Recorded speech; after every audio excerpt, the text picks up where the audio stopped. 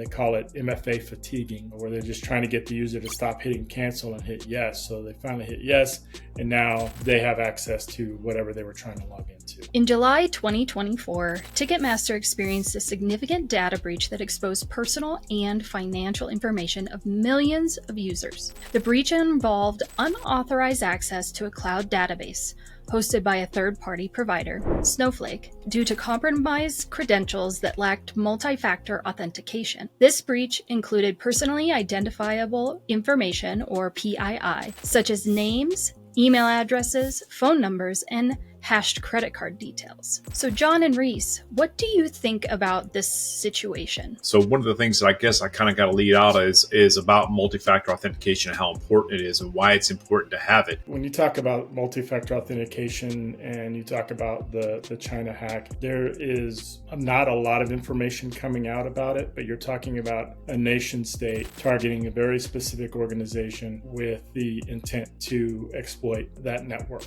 The way that this particular one occurred, my understanding is that they were able to access tokens. Once you get access to the token or to a session key, you can pretty much do whatever you want to.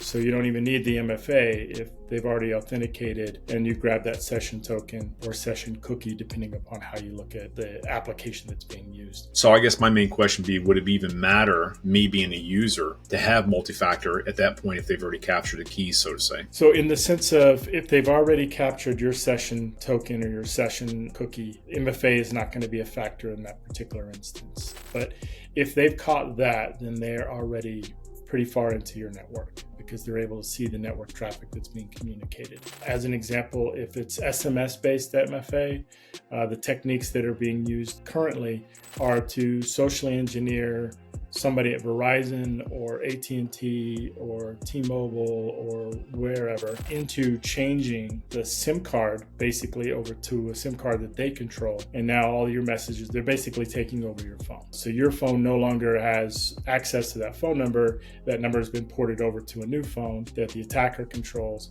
So they then get the SMS message. So you have that, and then you have the method that you basically sit there and send MFA requests. So you keep looking at your phone, you're constantly getting these requests. You're like, what the heck is this? Forget it. And finally, you just hit accept, so it'll go away. And they call it MFA fatiguing, where they're just trying to get the user to stop hitting cancel and hit yes. So they finally hit yes, and now they have access to whatever they were trying to log into. So from Mainmer's perspective, this is more of a social engineering aspect for us. This is how we would go into a company and try to get them to authenticate certain things they shouldn't be authenticating. Multi-factor authentication is absolutely important because it's another step in that security process that somebody has to work through to be able to get to wherever they want to go, whether that's an internal network or a database in the cloud or something like that. So it's absolutely necessary to implement it where it's available.